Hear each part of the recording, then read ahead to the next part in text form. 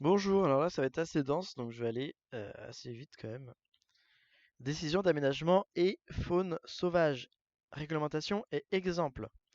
Donc on va voir l'habitat du gibier est menacé, exemple Villeneuve-les-Étangs, Saint-Pierre-en-Val, où se prennent les décisions d'aménagement, quelles sont les procédures d'aménagement, le plan d'occupation des sols, le POS, le schéma directeur, la charte intercommunale, le remembrement, l'étude d'impact sur l'environnement, les protections du milieu naturel, les unités touristiques nouvelles, comment intervenir dans une décision d'aménagement et le dossier synégétique, comment l'établir, comment et à qui le présenter. Alors, c'est parti. La prise en compte du patrimoine synégétique dans les décisions d'aménagement. Introduction. Euh, Notre environnement subit chaque jour des changements qui ont un impact considérable sur la faune sauvage. Il y a des transformations brutales, la réalisation d'une autoroute dans un massif boisé, la modification de tracé d'un canal perturbe les déplacements du gibier et font disparaître les zones d'abri et de nourriture. Il y a aussi l'évolution plus lente du paysage, l'augmentation des surfaces en friche, l'absence de culture compromet la vie du petit gibier. La construction anarchique le long de nouvelles voies, par exemple, en montagne, l'habitat épars menace les zones d'hivernage de certaines espèces de gibier. Peut-on prévoir ces événements, en atténuer les conséquences? Des actions patiemment engagées par les sociétés de chasse en faveur de la faune sauvage ne peuvent plus compenser les atteintes portées au milieu naturel. Que représentent ces efforts par rapport aux superficies détruites chaque année? Les chasseurs doivent-ils subir ces événements, cette évolution, sans mot dire et sans réagir? Non, il est toujours possible de s'informer et d'intervenir. Pour cela, il faut savoir comment se préparent les actions d'aménagement, qui les décide, mais aussi de quelle manière préparer un bon dossier pour faire connaître l'espace synégétique et appliquer et expliquer les conditions de son maintien. À quel moment proposer ce dossier et devant quel interlocuteur. Donc là, la présente brochure a pour but de sensibiliser les responsables synergétiques à ces procédures, d'expliquer comment on peut se tenir informé et prêt à agir en sachant préparer un bon dossier, et donner les règles du jeu, permettant aux chasseurs d'intervenir au bon moment et avec le maximum d'efficacité. L'habitat du gibier est menacé. Donc, avec l'exemple de Villeneuve-les-Étangs, qui est au centre d'une vaste zone humide recouvrant une dizaine de communes. Petits boisements et étangs alternent avec des terres à vocation agricole dans des sites très fragmentés. C'est une région très riche en espèces sauvages. Il y a 20 ans, il restait une dizaine de chefs d'exploitation sur 500 hectares. Il n'y en a plus aujourd'hui que 5, dont 3 sont assurés d'avoir une succession. La friche a ainsi gagné plus de 300 hectares. Les propriétaires préfèrent ne pas renouveler les baux d'exploitation et conserver leurs droits de chasse. Le paysage rural s'est beaucoup dégradé, ferme en ruine, friche. La pression de chasse a, de son côté, fortement augmenté, ce qui favorise les lâchers de gibier. Une économie artificielle se met en place. Des événements viennent aussi perturber le paysage communal. Le passage d'un axe autoroutier qui recoupe la forêt en limite est avec un échangeur sur la commune voisine, la dispersion de promeneurs de plus en plus nombreux sur les chemins de communaux en limite des étangs les plus sensibles nuit fortement à la faune. Une propriété boisée de 200 hectares a été lotie en part. Les acquéreurs désirent construire, ce qui risque de ruiner les efforts d'amélioration des populations gibier qu'un groupement avait déployé depuis 10 ans. La commune aimerait laisser se créer un village de vacances que propose de réaliser un groupement d'entreprises. Des sites sont proposés dont certains mettent en péril l'espace synégétique. La fédération départementale des chasseurs alertés a décidé de faire une enquête et de proposer des actions d'amélioration. A priori, les chasseurs de la commune ont laissé passer beaucoup d'occasions de se manifester et d'agir. Ils n'ont pas pris connaissance de l'étude effectuée avant la création de l'autoroute, l'étude d'impact. Ils n'ont pas cherché à prendre part à l'élaboration d'un schéma d'urbanisme simplifié, première étape du plan d'occupation des sols, le POS, que la commune vient de présenter, et ils ne se sont pas préoccupés du sort de l'espace rural où se trouve la propriété lotie. Ils n'ont pas encore apporté d'éléments d'appréciation pour le choix de l'implantation du village vacances. Un dossier doit rapidement être constitué pour être présenté au cours de la procédure du plan d'occupation des sols qui va se charger de sa réalisation. Les chasseurs locaux pourront-ils reprendre en main la situation? La commune de Saint-Pierre-en-Val se trouve au cœur d'une haute vallée. La vie agricole et pastorale s'organise en fonction de l'altitude depuis le bourg qui occupe un ancien verrou glaciaire jusqu'à la limite supérieure de la forêt où s'étendent 2000 hectares d'alpage. L'économie de la vallée connaît de graves difficultés, vieillissement de la population agricole, 2 exploitants seulement ont des successeurs, mauvais entretien du domaine d'alpage, absence de gestion des boisements, faute de main-d'œuvre, mais aussi parce que le bois se vend difficilement et que la commune s'en désintéresse. Des événements ont accru ces difficultés. Une piste forestière a été ouverte à la circulation, bien qu'elle ne soit pas déneigée, elle ouvre un massif à des promeneurs peu scrupuleux. Une zone d'hivernage du chamois est largement touchée. 3 remontées mécaniques ont été installées il y a une vingtaine d'années sur la partie nord de la commune. Leur tracé est trop pentu, le matériel exploité en régie communale a vieilli. Une étude de réaménagement des champs de neige est en cours avec l'extension du domaine skiable. L'aire de vie du tétralyre, déjà largement touché par les premières installations, risque d'être définitivement compromise. Une étude est lancée. Le bilan que vient de faire la société de chasse est désastreux. Diminution des zones d'hivernage du chamois, mise en péril des populations de tétralyres et de bar-tavel, mais surtout ouverture d'une vaste étendue de montagnes très haut en altitude, accessible par automobile, qui va à la fois apporter des nuisances aux populations gibier et accroître les pressions de la chasse. C'est précisément le moment où la société de chasse veut lancer un plan de gestion synergétique sur l'ensemble du massif. Quelle intervention peut-elle tenter pour arrêter ou modifier une politique d'aménagement qui annihile ses efforts? Saura-t-elle profiter de la nouvelle étude des champs de neige pour faire valoir ses droits? N'aurait-elle pas dû avertir les sociétés de chasse des communes voisines pour avoir sur l'ensemble du massif une action plus efficace? Il lui faut constituer très vite un dossier et organiser sa défense site par site en établissant notamment des cartes détaillées de potentialité pour chaque espèce. Aura-t-elle le temps d'effectuer un travail technique aussi important? Beaucoup d'autres exemples pourraient être cités. Souvent, les chasseurs locaux ont réagi trop tard alors que des atteintes irréversibles avaient été portées au milieu naturel. Qui osera parler de détruire le lotissement créé près du bois? Peut-on encore parler d'exploitation agricole dans la propriété lotie? Tiendra-t-on compte du tétra pour tracer des nouvelles pistes de ski? Le constat est le même pour bon nombre de communes. En moins de 20 ans, l'espace synergétique a perdu une part appréciable de sa superficie, proportion beaucoup plus importante pour les communes touchant les grandes agglomérations, moins importante en montagne. Les infrastructures de desserte ont été considérablement modifiées et étendues. C'est la période de création des principales autoroutes et du TGV. C'est aussi la période de réalisation des déviations de nombreux bourgs et villages. L'urbanisation a souvent provoqué le doublement du périmètre du bourg, mais également compromis par sa dispersion des superficies plus importantes de zones naturelles. Période d'expansion de l'habitat individuel, construction éparse dans les zones rurales, processus d'humitage, avant l'application de nouveaux textes sur les plans d'occupation des sols. L'intervention des chasseurs n'aurait sans doute pas empêché de tels développements, mais elle aurait permis d'effectuer de meilleurs choix en jugeant les effets de chaque solution d'aménagement sur l'habitat du gibier, de limiter certaines infrastructures, de profiter des procédures de remembrement pour réserver des terrains à maintenir ou créer des haies, de dénoncer la mauvaise gestion des boisements, de vérifier si les plans d'urbanisme ne contrarient pas les plans de gestion des territoires de chasse. Il est temps de se concerter et d'intervenir. Où se prennent les décisions d'aménagement? La nouvelle répartition des compétences entre l'État, la région, le département et les communes, loi de décentralisation, a modifié le partage des responsabilités. La région est devenue un centre de décision important pour beaucoup de projets et leur financement dans le cadre des politiques contractuelles. Le département élargit son champ de gestion, son rôle est déterminant pour la programmation et le financement des équipements. La commune a acquis de nouvelles responsabilités, par exemple au niveau du permis de construire qu'elle délivre une fois le PES approuvé, plan d'occupation des sols. Une importance nouvelle est donnée au groupement de communes dont les projets sont facilités tant sur le plan administratif que celui des financements.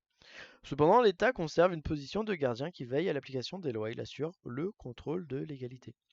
Un élément nouveau intéresse les chasseurs. Un effort important est fait au niveau des mesures de publicité qui doivent être prises. Affichage, publication dans la presse à l'occasion de chaque décision d'aménagement. Quels sont les services responsables de l'aménagement? La commune ou le groupement de communes ont à leur disposition des services que l'on retrouve surtout à l'échelon départemental. Pour l'exploitation agricole et pastorale, la direction départementale de l'agriculture et de la forêt, DDF, instruit et prépare le financement des dossiers d'aménagement. La chambre d'agriculture met à disposition des exploitants des techniciens spécialisés. Les commissions chargées d'opérations particulières sont constituées à l'occasion d'un remembrement d'actions d'irrigation ou de drainage. Pour la gestion des forêts, l'Office national des forêts ONF gère les forêts de l'État et celles des collectivités. Les centres régionaux de la propriété forestière, CRPF, s'occupent de la forêt privée soumise au plan simple de gestion. Et les groupements forestiers ont aussi un rôle de gestion. Pour l'urbanisme, le logement, les grandes infrastructures et les transports, la direction départementale de l'équipement, la DDE, instruit les dossiers et gère les équipements. C'est elle qui met en œuvre la procédure des POS. Pour les réalisations touristiques, la délégation régionale, la fédération départementale et les offices du tourisme. À l'échelon national, les services d'études SEATM responsables notamment de tout ce qui concerne le ski, SEATER, responsable en particulier du camping, SEATEL, responsable des ports et des plages. Pour les équipements sportifs et socio-éducatifs, la direction départementale de la jeunesse et des sports, DDJS. Il faut citer par ailleurs pour les aménagements régionaux en zone de montagne, les commissaires à l'aménagement des massifs, la loi montagne prévoit des organismes qui vont prendre en charge plus directement l'aménagement de chaque massif, notamment pour la procédure des unités touristiques nouvelles. En d'autres régions, les établissements publics spécialisés, grandes opérations touristiques telles que celle du Languedoc-Roussillon, la création de ports. Pour la gestion du patrimoine et de l'environnement, la délégation régionale à l'architecture et à l'environnement, la DRAE, le service départemental de l'architecture, Agence des bâtiments de France, le conservatoire du littoral, le service environnement du conseil général. Cette liste n'est pas exhaustive, mais montre le partage des responsabilités techniques entre services s'occupant de sujets souvent très voisins. Les responsables de territoires de chasse ont ainsi comme partenaires sur le plan départemental et régional la direction départementale de l'agriculture et de la forêt, l'Office national des forêts, la délégation régionale à l'architecture et à l'environnement. Et sur le plan local, les personnels de service de l'équipement qui effectuent l'entretien de la voirie, des neiges, réparent, infrastructures et ouvrages, les agents de l'Office national des forêts affectés à la gestion et à la surveillance des forêts, les techniciens de l'Office national de la chasse et les gardes de l'ONC affectés auprès des fédérations départementales de chasseurs, les techniciens des dites fédérations et éventuellement les agents des parcs nationaux. Les responsables d'une chasse n'ont pas à faire chaque jour à ces services, mais ils doivent connaître leur intervention lors de chaque démarche d'aménagement pour saisir éventuellement les problèmes posés. Donc ce ATM, pour y revenir, c'est service d'études et d'aménagement touristique de la montagne, SEATER, service d'études et d'aménagement touristique de l'espace rural, SEATEL, service d'études d'aménagement touristique du littoral. Donc quelles sont les procédures d'aménagement? L'organisation du territoire d'une commune ou de plusieurs communes et l'occasion de multiples démarches qui vont déboucher sur un dossier d'études et des décisions d'aménagement. Pour une commune, le plan d'occupation des sols est un événement particulièrement important qui va décider de l'utilisation des sols urbains ou ruraux et donner des droits à bâtir. Une carte communale, schéma simplifié, peut remplacer le POS pour des petites communes. Sa validité maximale est de 4 ans. Pour un groupement de communes, ce sont le schéma directeur qui fixe les règles d'organisation à plus ou moins long terme, la charte intercommunale qui donne les orientations d'aménagement pour un canton rural, une vallée. Au niveau d'un quartier, d'un secteur qui va être bâti, la zone d'aménagement concerté donne les règles de construction d'un équipement. La procédure de lotissement prévoit un groupement d'habitation, d'activités. Pour l'activité agricole, il y a le remembrement qui permet une meilleure organisation des terres, mais également le remembrement aménagement qui prévoit d'un côté le maintien de l'espace agricole, de l'autre la possibilité de construire en redistribuant les droits de chacun. La protection de grandes zones d'espace naturel peut se traduire par la création d'une réserve naturelle qui permet la conservation rigoureuse des sites avec leur flore et faune. L'acquisition de terrain par le département dans les espaces naturels sensibles, la décision d'un arrêté de biotope qui fixe les conditions de gestion d'un espace naturel privilégié, un étang, une forêt, la réalisation d'un parc naturel régional ou parc national qui, sur des périmètres plus vastes, une région, un massif, permettent la protection de tout un ensemble de sites en apportant tout alentour la possibilité de développement économique compatible avec cette protection. En montagne, la création de nouvelles stations de ski passe par l'étude d'unités touristiques nouvelles, UTN, ce qui permet de fixer les bases du projet, capacité d'accueil, utilisation des champs de neige, création d'infrastructures pour le ski, et de rendre compatible avec l'environnement humain et économique de la région. Les grands projets d'aménagement, que ce soit la création d'une route, d'une voie ferrée, l'implantation d'une zone d'activité, le passage d'une grande ligne électrique, ne peuvent être entrepris sans étude d'impact. Cette étude préalable montre comment rendre le projet compatible avec son environnement. Sur le plan foncier, les communes peuvent freiner la spéculation des sols et acquérir des terrains pour des objectifs publics. En zone non urbanisée, la zone d'aménagement différé ZAD bloque le prix des terrains à une certaine date, un an avant décision, et donne aux collectivités la possibilité d'acquérir. En zone urbaine, c'est le droit de préemption systématique qui est offert à la commune aussitôt son POS approuvé. D'autres procédures touchent la protection du domaine bâti, notamment celle des monuments historiques. Il faut rappeler celle du site classé qui soumet à des règles très strictes les transformations d'un espace qui présente un intérêt essentiel pour la collectivité, forêt, bord de mer, paysage urbain, patrimoine historique. Il y a également les politiques contractuelles. Des contrats peuvent lier l'État, la région, la commune en vue d'exécuter un projet d'aménagement, activité rurale, tourisme. C'est par exemple le cas d'un contrat station touchant une commune touristique. Les personnes responsables de la gestion des territoires de chasse n'auront pas forcément affaire à toutes ces procédures. Les plus importantes qu'elles peuvent rencontrer, décrites dans les pages suivantes, sont le plan d'occupation des sols, les schémas directeurs, la charte intercommunale, le remembrement, l'étude d'impact sur l'environnement, les protections du milieu naturel, les unités touristiques nouvelles. Le plan d'occupation des sols, POS. Donc la définition, c'est prescrit par la commune, c'est le document qui permet d'organiser le territoire communal. Développement du bâti, gestion des zones agricoles forestières. Ce document concerne la vie et les activités de chaque habitant.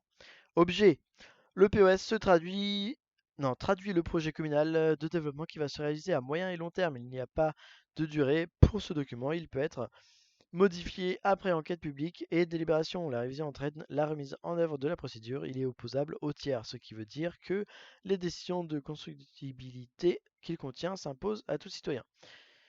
Le POS a notamment pour but de traduire l'organisation des nouveaux quartiers pour l'habitation et les activités, le tracé des voies à créer, les terrains réservés pour réaliser les équipements. Le POS définit également la destination des terres agricoles, ce que l'on peut y construire ou aménager, la protection des massifs forestiers et des zones naturelles. Il permet ainsi le maintien de l'espace rural au bénéfice de ceux qui en assument la gestion. Le déroulement, d'abord le maire prescrit le POS et le met à l'étude. Le maire et des élus définissent les orientations associant des services d'État, d'autres collectivités publiques et des chambres consulaires, agriculture, commerce, industrie, métiers, met en forme le projet communal et établit le dossier. Le POS est arrêté, les services qui ne font pas partie du groupe de travail sont consultés, ainsi que les chambres consulaires de la région, du département, des communes limitrophes, celles qui l'ont demandé. Ensuite, le POS est publié, une enquête publique est ouverte, le commissaire enquêteur recueille les avis du public, les remarques sont examinées en groupe de travail et le projet est mis définitivement au point. Enfin, le POS est approuvé, la commune délivre les autorisations en son nom 6 mois après. Intervention, durant la phase d'étude, les chasseurs de la commune ne peuvent pas s'exprimer directement, mais peuvent confier leur dossier au maire et aux élus présents dans le groupe de travail. Ils peuvent également saisir la direction départementale de l'agriculture et de la forêt qui participe aux travaux. Intervenir au départ est toujours préférable. Les associations agréées peuvent être consultées et obtenir communication du projet. Ce sont des associations locales d'usagers quand leur activité est en rapport direct avec l'urbanisme et qu'elles ont une durée d'existence suffisante. Elles peuvent être agréées par l'État. La Fédération départementale des chasseurs peut demander à être consultée. Le schéma directeur. Définition, il fixe les orientations fondamentales de l'aménagement à l'échelle d'une grande agglomération ou de plusieurs communes. Choix d'aménagement, par exemple, de la protection d'un grand massif forestier, harmonisation des décisions, par exemple, de l'implantation d'une voie reliant plusieurs communes. Compatibilité des choix pour établir un programme d'équipement, par exemple la détermination de l'emplacement du complexe sportif du canton. Objet, de tels choix d'aménagement et d'équipement font l'objet d'une discussion entre l'État et les collectivités locales en vue d'une meilleure organisation de l'espace. Protection des zones agricoles menacées par l'urbanisation, organisation des concours des zones où va se développer la ville, terrain les mieux desservis par les réseaux, couloirs affectés aux lignes de transport, axes routiers, voies ferrées, création de grands équipements et services, le lycée de la vallée. Le schéma directeur remplace l'ancien schéma directeur d'aménagement et d'urbanisme. Il est plus complet et plus vaste dans ses attributions que la charte intercommunale. Il détermine les propositions d'aménagement et d'équipement qui devront être reprises dans d'autres documents réglementaires. Le POS, grand projet des administrations et services, EDF entre autres, d'où l'intérêt de connaître ces projets dès leur origine. Déroulement, les communes constituent ou désignent un établissement public, personne morale, qui va les représenter. Elle propose une délimitation de la zone d'étude au commissaire de la République qui définit le périmètre du schéma. L'élaboration est confiée à l'établissement public. Elle associe l'État et les services publics. Il y a 5 étapes. Installation du groupe qui va étudier le schéma, conduite de la procédure par le président de l'établissement public, consultation des personnes publiques et des services, mise à disposition du projet auprès du public pendant un mois, délibération de l'établissement public avant approbation du schéma par l'État. L'État peut demander la mise en œuvre ou la modification d'un schéma directeur. La commune peut demander un arbitrage. Intervient alors la commission de conciliation, commission départementale composée pour moitié d'élus et pour moitié de personnalités de l'aménagement. Intervention, il y a la possibilité d'intervenir pendant la conduite du schéma, notamment quand le projet est présenté aux représentants de la commune au moment de l'enquête publique. La DDF reste l'interlocuteur le plus utile dans ces démarches. La charte intercommunale de développement et d'aménagement. Définition. Un certain nombre de communes se regroupent librement dans le but de définir les perspectives pour leur environnement, pour leur développement économique, social et culturel, de mettre de mettre en œuvre des programmes d'action et d'organisation pour le fonctionnement des services publics. Cette procédure a remplacé en partie celle du plan d'aménagement rural, souvent jugée trop lourde et longue à mettre en œuvre. Objet, la charte intercommunale permet aux communes de se regrouper et de réaliser des actions d'intérêt général, par exemple des installations sportives intercommunales. La forme d'association reste libre, suivant la situation et les besoins. Les dispositions de la charte fournissent des éléments pour les documents d'urbanisme, les programmations des équipements et logements. Le déroulement, les communes déterminent leur forme d'association, donc syndicat intercommunal à vocation multiple, SIVOM. Elles choisissent les orientations, projets, modalités de financement, le cadre juridique de leur coopération, les modalités de concertation avec l'État, la région, le département et d'autres organismes. Le périmètre des zones concernées est arrêté par le commissaire de la République. L'utilité de la charte intercommunale va se faire sentir au niveau des PES, schéma directeur, de la programmation, aide départementale à l'équipement rural et l'élaboration du plan régional, aide de l'État au logement, de procédures d'aménagement foncier rural, de la création d'un parc régional, initiative de la région. L'intervention, c'est l'occasion de réaliser un programme commun d'action pour la chasse entre plusieurs communes, comme le prescrit par exemple la loi montagne. On peut intervenir dans le cadre communal en communiquant aux élus le dossier chasse ou en agissant auprès de la direction départementale de l'agriculture et de la forêt. C'est le meilleur échelon d'intervention régionale. Des aides peuvent être réservées pour de telles opérations et les chasseurs peuvent en bénéficier. Le remembrement, définition, il s'agit d'une opération d'aménagement qui consiste à redistribuer entre leurs propriétaires des parcelles ou parties de parcelles non bâties, morcelées ou dispersées en vue d'améliorer l'exploitation. L'objet, cette procédure doit tenir compte de la nature des sols, des techniques d'exploitation du milieu humain et de l'économie générale du site concerné. Le remembrement permet de réaliser des parcelles de plus grande taille regroupées entre elles et le plus près possible des sièges d'exploitation. Les travaux connexes, partie intégrante de l'opération, permettent d'améliorer les conditions d'exploitation, voirie, ou encore de favoriser le maintien et la gestion des milieux naturels, plantation de haies, de bosquets, maintien de zones de valeur faunistique. Certaines grandes opérations entraînent l'obligation de procéder à des remembrements pour corriger leur effet sur le milieu rural. Réalisation par exemple de grands ouvrages à caractère linéaire, autoroutes, chemins de fer. Déroulement, la demande peut être faite par des propriétaires, des agriculteurs ou le conseil municipal, les services publics intéressés. Une commission communale d'aménagement foncier, la COREP, est constituée par le préfet commissaire de la République pour conduire à l'opération. pour conduire l'opération. Celle-ci se déroule en 4 phases. Travaux préalables, désignation donc par la direction départementale de l'agriculture et de la forêt du bureau d'études chargé d'études d'impact qui évalue les conséquences de l'opération sur l'environnement, étude du périmètre retenu et des premiers problèmes, propositions pour le choix du géomètre chargé de la réalisation technique. La commission départementale ainsi que le conseil général donnent leur avis. Le commissaire de la République ordonne le remembrement et fixe le périmètre. Deuxième phase, le classement des sols. Étude de terrain, connaissance des types d'exploitation, enquête publique, examen des résultats de l'enquête et décision. Troisième phase, avant-projet.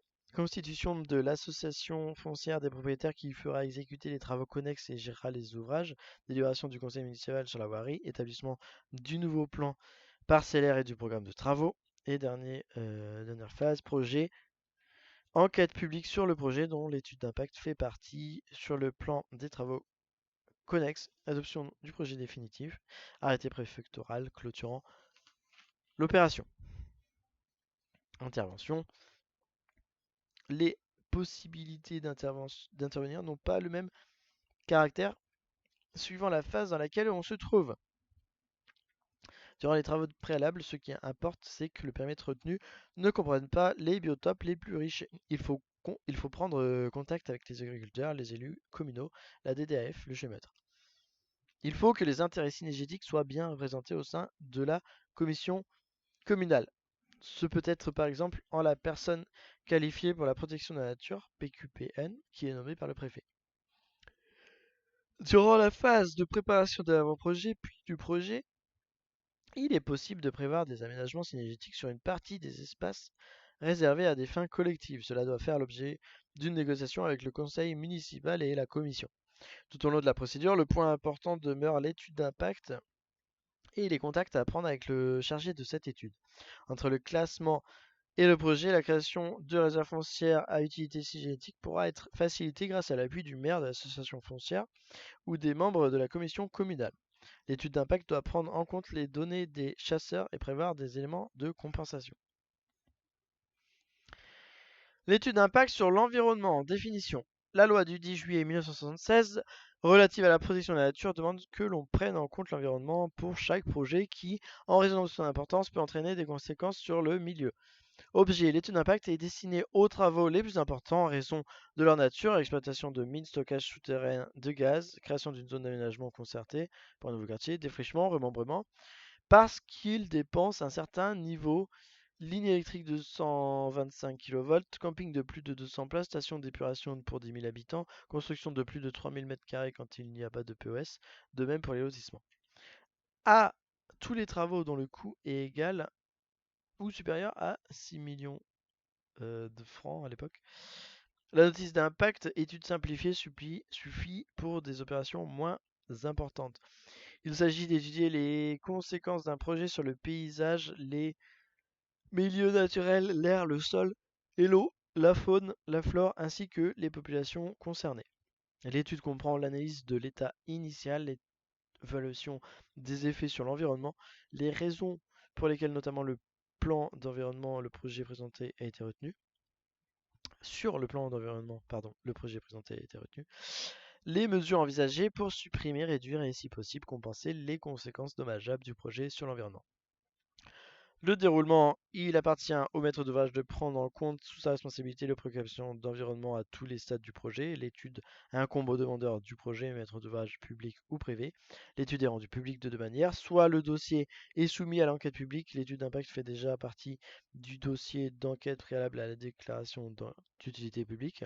Soit le dossier n'est pas soumis à l'enquête publique, chacun peut prendre connaissance de l'étude dès que la décision d'autorisation ou d'exécution a été prise, mais cette décision doit faire l'objet avant toute réalisation d'une publication mentionnant l'existence de l'étude d'impact.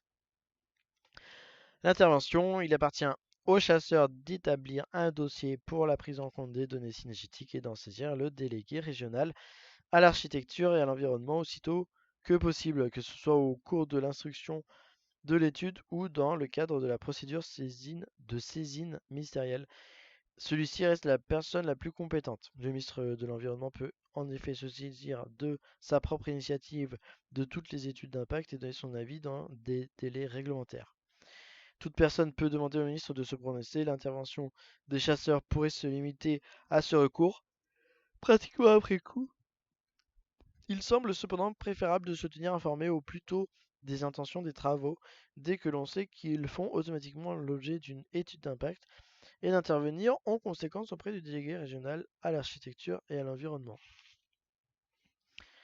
Les protections du milieu naturel, définition et objet. Donc, ce sont les procédures visant à protéger, à mettre en valeur les espaces naturels. Les principales concernent le parc naturel régional, c'est une zone rurale qui présente un intérêt particulier pour la détente, l'éducation, le repos des hommes et le tourisme en raison de la qualité de son patrimoine naturel et culturel.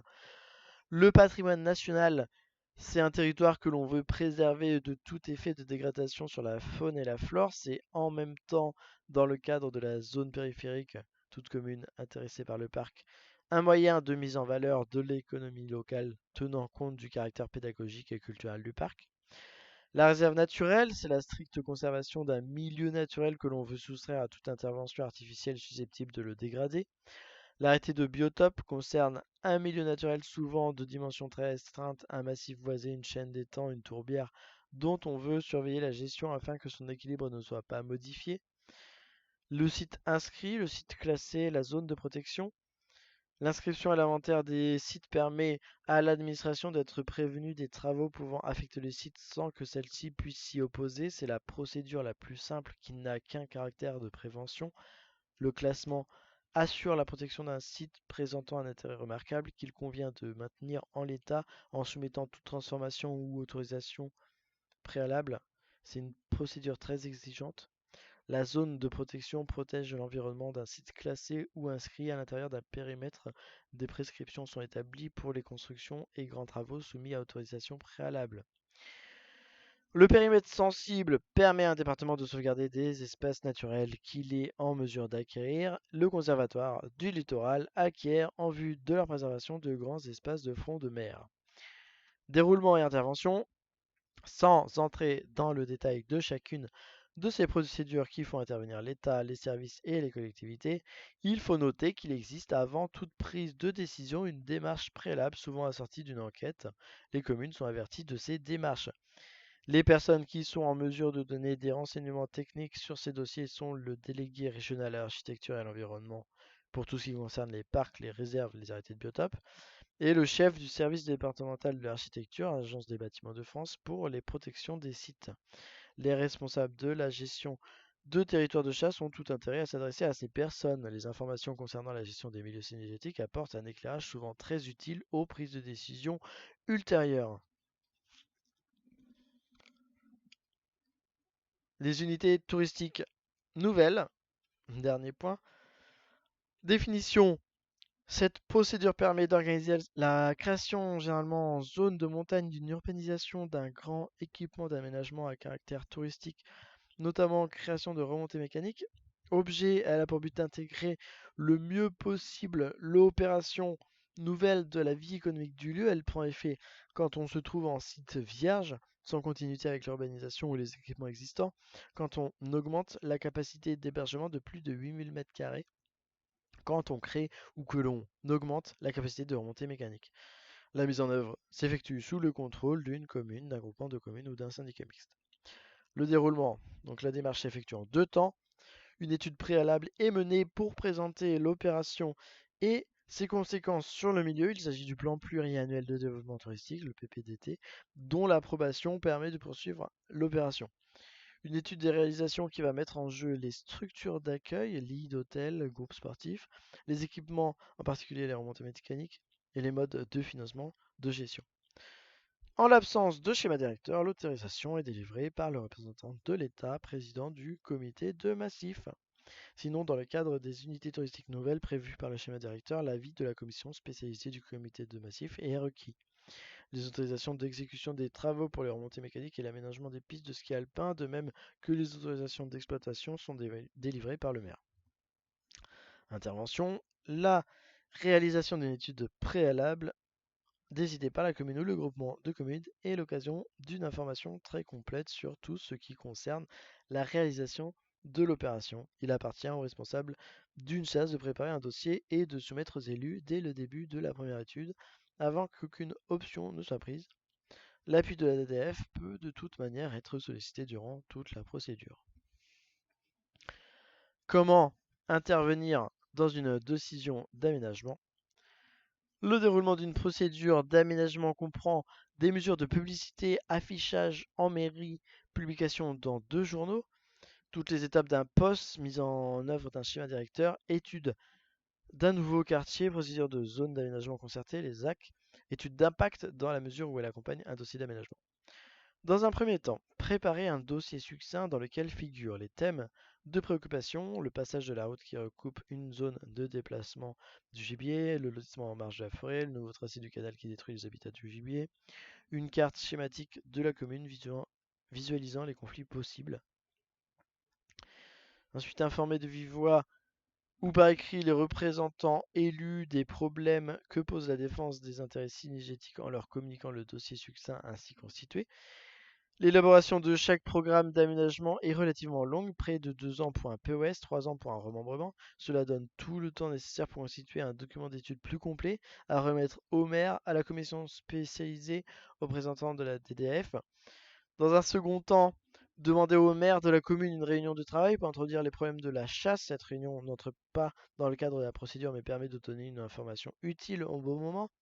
Réaliser un document d'étude présentant de manière précise toutes les difficultés rencontrées par les chasseurs et offrant des solutions pour chaque problème d'aménagement, un meilleur tracé pour la route, une autre disposition pour le lotissement, des précautions pour les travaux touchant le canal. Proposer ce dossier lors des étapes importantes de la procédure d'aménagement et le tenir à la disposition de toutes les personnes susceptibles d'intervenir, par exemple le commissaire d'enquêteur d'une enquête publique. Il est important d'intervenir au bon moment.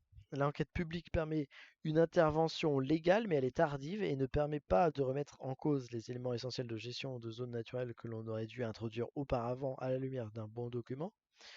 Une procédure achevée ne consacre pas forcément le refus définitif. Par exemple, un plan d'occupation du sol est modifiable et révisable à l'extrême.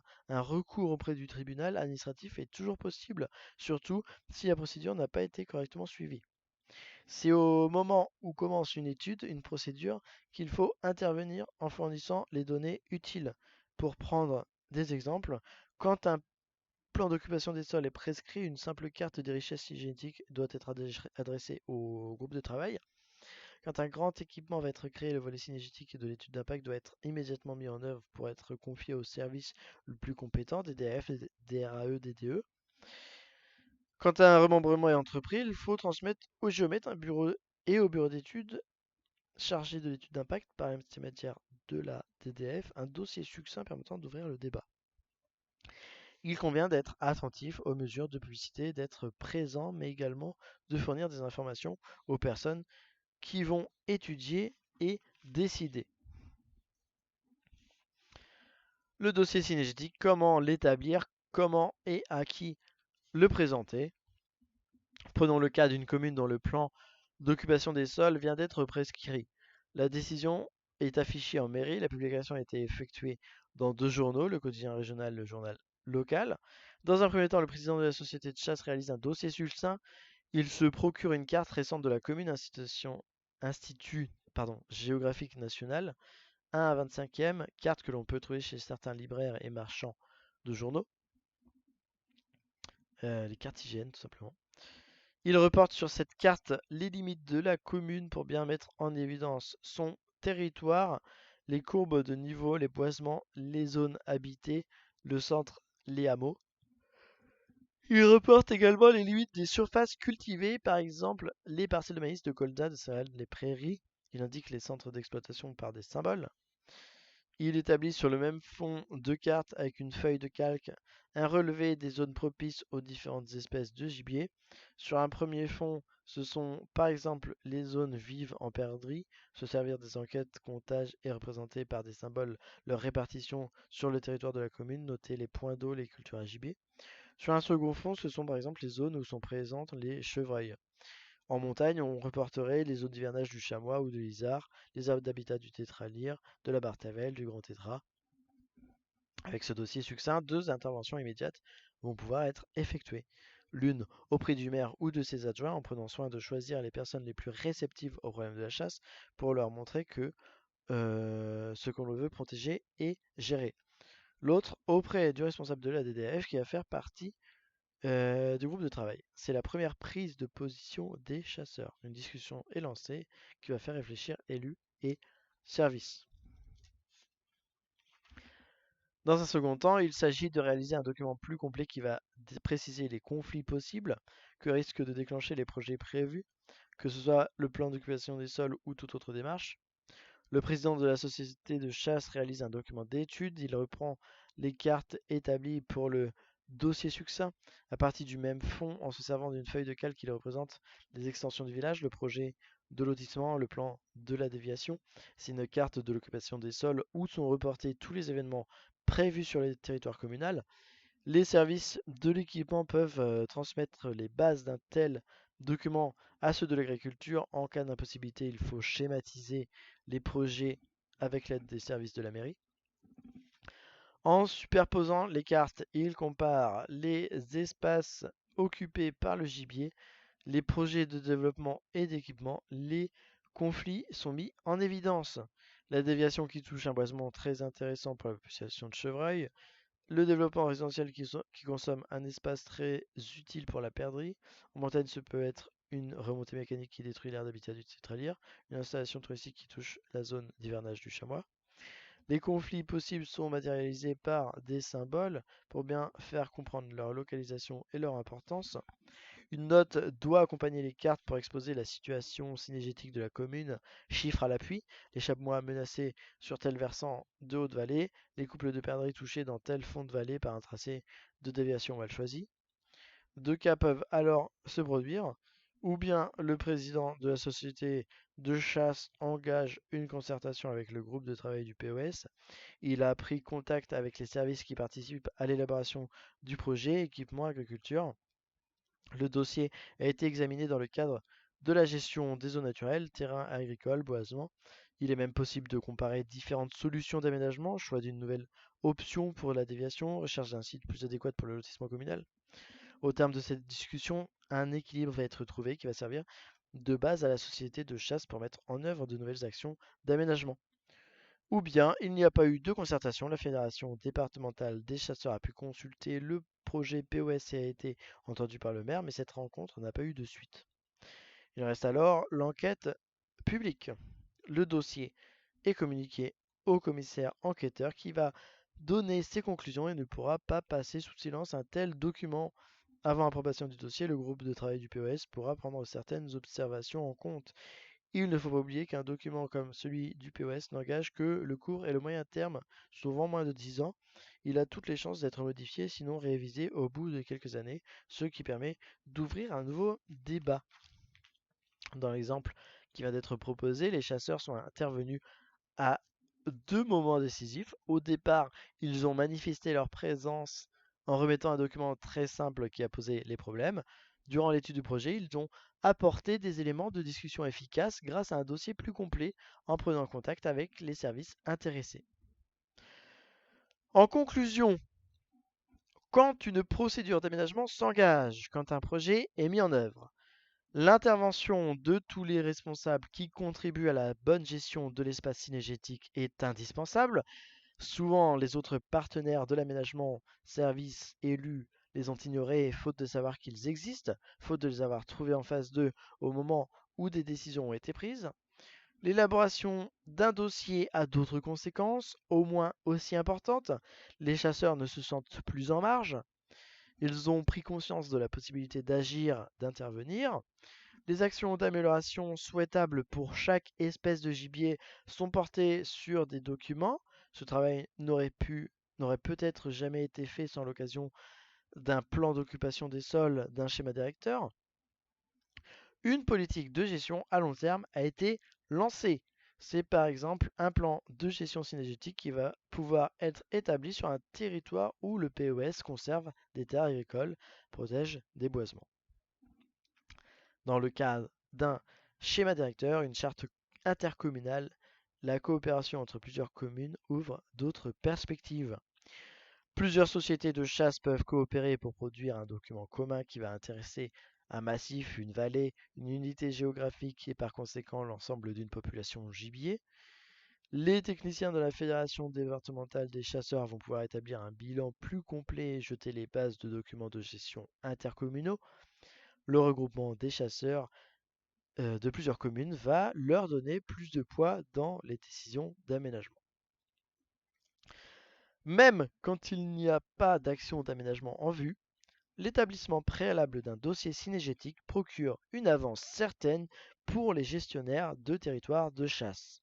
À toute occasion, ils ont un dossier prêt à présenter. Ils peuvent le diffuser aux services concernés, équipement, agriculture, environnement, qui vont le connaître et le prendre en compte dès le lancement d'une opération. Ils peuvent aussi l'utiliser à des fins pédagogiques, instruction de nouveaux chasseurs, exposition dans un cadre communal. Il faut concilier aménagement et chasse par une meilleure connaissance et une meilleure gestion des espaces naturels.